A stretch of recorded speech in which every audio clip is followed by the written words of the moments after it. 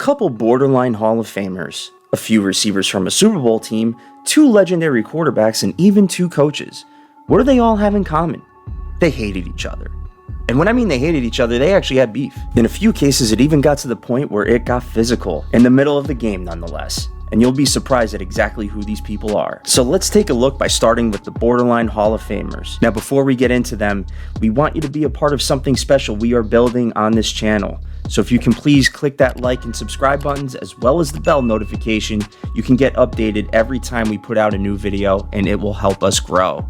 So the 2 players we are referring to are Ndamukong Suh and Matthew Stafford. Both players are the best at their positions in the history of the Detroit Lions franchise, even though they both went on to win Super Bowls in other places. Now if you disagree with the borderline Hall of Fame assessment, leave a comment below and let us know your thoughts. But a lot of people did not know they actually did not get along. The 2 teammates played together from 2010 to 2014. During that time, the team had some mild success, having a winning record in 2 of those 5 years. However, there was not much in the media about the 2 hating each other. As a matter of fact, Stafford's then fiancée and now wife, Kelly, stuck up for Suh in the media when he was suspended for, let's just call it an accident when he stepped on Aaron Rodgers' leg. But then when Suh left the Lions in free agency, there were signs that the former teammates may not have been all that fond of each other. The media started to catch on in 2018 when Suh was a member of the Rams and they played Stafford's Lions. It all started where most beefs start these days, on Instagram. When talking about his quarterback Jared Goff, Suh took a subtle shot at Stafford by saying Goff was, quote,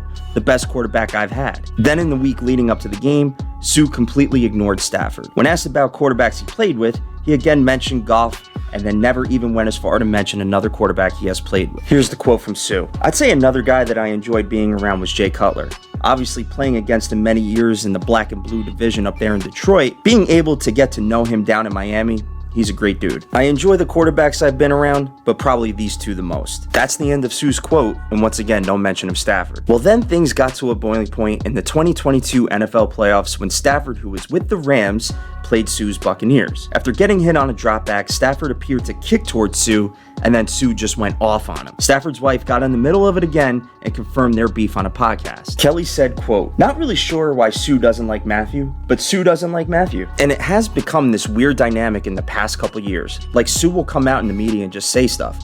Whatever, it doesn't even matter. It doesn't even faze Matthew. It is what it is. So while it seems like the beef is more of a one-way street for Suh, it appears there is no love lost between the 2. The next beef between teammates comes from a receiving corps that actually won a Super Bowl together. And it kind of proves that winning a Super Bowl doesn't mean things will be kumbaya between everyone. Now this one wasn't just a one-on-one teammate beef, it was actually 1 versus 2. Percy Harvin was a wide receiver that just got traded from the Minnesota Vikings to the Seattle Seahawks right before the 2013 NFL season. The Seahawks were kind of loaded at the wide receiver position, but it didn't feel like it at the time because you had 2 guys that didn't really hit their prime yet in Doug Baldwin and Golden Tate. Well, Percy Harvin came in, got a huge contract, and was slated to be the #1 receiver for the Seattle Seahawks. Now this did not sit well with Golden Tate or Doug Baldwin because as you may remember, Percy Harvin only played in 1 game after injuring his hip in the offseason. Well, the loss of Harvin didn't even faze the Seahawks because as you may remember, they made a run all the way to the Super Bowl in 2013.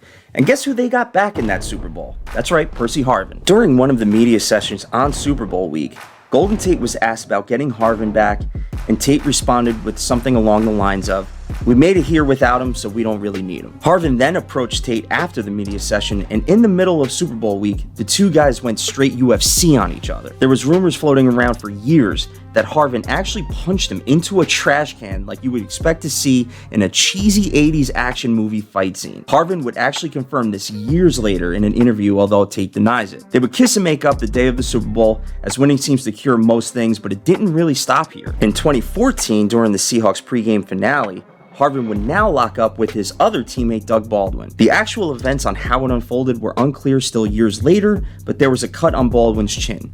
So Harvin must got that dog in him. Harvin would go on to confirm the fight's intentions years later. Now this beef would come to an end as the Seattle Seahawks sent Percy Harvin packing in favor of the more reliable and emerging Doug Baldwin. In the end, Percy Harvin would only play in 6 games as a member of the Seattle Seahawks. The next beef we have is between 2 Hall of Fame quarterbacks that were on the same roster. Anytime you have 2 alphas that are in the same quarterback room, ego will get in the way. The two guys we are referring to are legendary San Francisco 49er quarterbacks Joe Montana and Steve Young. Joe Montana, of course, is one of the best quarterbacks to ever play this game. He was the quarterback during the entire 80s and won 4 Super Bowls during his time. However, Steve Young's story is a little bit different.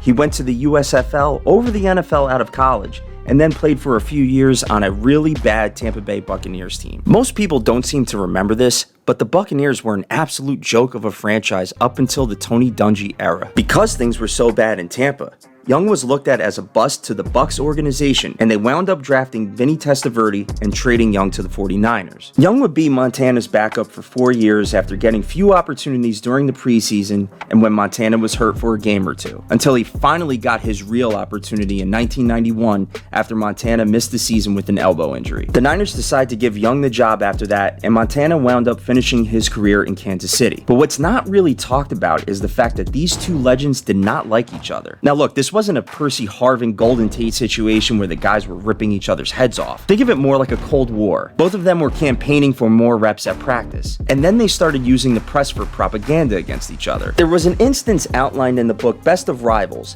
how a member of the press was pulled aside by Montana, who said that Young had secretly erased portions of practice film in which Young threw a bad pass or made the wrong read. The next week, Young pulled aside that same person to tell them that Montana was spreading false rumors about him erasing practice films to hide mistakes from the coaching staff. Ultimately, Young would win this Cold War. In recent years, both have downplayed the beef. They've confirmed that they weren't actually friends, but that they just didn't hate each other. But guess what? We're going to tell you the truth. We just don't believe them. Now, this last beef is the most intriguing. And the reason why is because it was between two coaches. The first coach involved in this beef is a fella by the name of Buddy Ryan. If that last name sounds familiar to you, it's because he had 2 sons that were also coaches in the NFL in Rex and Rob. Now, funny enough, we could have actually used a separate beef that involved Buddy Ryan. That beef involved Chicago Bears coaching legend Mike Ditka. Now, while that beef might have more history and importance behind it, the one that we want to talk about is just ridiculously funny. The beef I want to get into involves none other than Kevin Gilbride. What made this beef interesting is that neither of them were actually the head coach. In 1993, Gilbride was the offensive coordinator for the Houston Oilers, and Buddy Ryan was the defensive coordinator. From the get-go, Ryan had issues with Gilbride's run-and-shoot offense. The hurry-up wasn't a thing back then. Ryan thought it didn't give his defense enough time to rest. Cooler heads had prevailed up until a televised game when Oilers quarterback Cody Carlson fumbled a snap on an attempted pass play when the Oilers should have run out the first half clock. Ryan was verbally assaulting Gilbride on national TV, and then something happened. He took a swing. It was mayhem on the sidelines. And to be honest with you, I'm kind of surprised Buddy didn't throw his shoulder out when taking the swing at Gilbride. It finally got broken up. After the game, Buddy Ryan actually seemed to downplay it. But then 2 days later during a media session, Ryan famously said, quote, "Kevin Gilbride will be selling insurance in 2 years." Come on, Buddy, that's not nice. Things would actually work out for both of them, as Gilbride had a short stint as the San Diego Chargers head coach, and Buddy Ryan ended up getting the head coaching gig in Arizona. These aren't the only beefs in NFL history. There's some other good ones that we will save for the next time. In fact, the next one might involve the wide receiver who goes after his former quarterback on Instagram. Can you guess which one that is? Take a shot at it and leave a comment below. And don't forget to subscribe.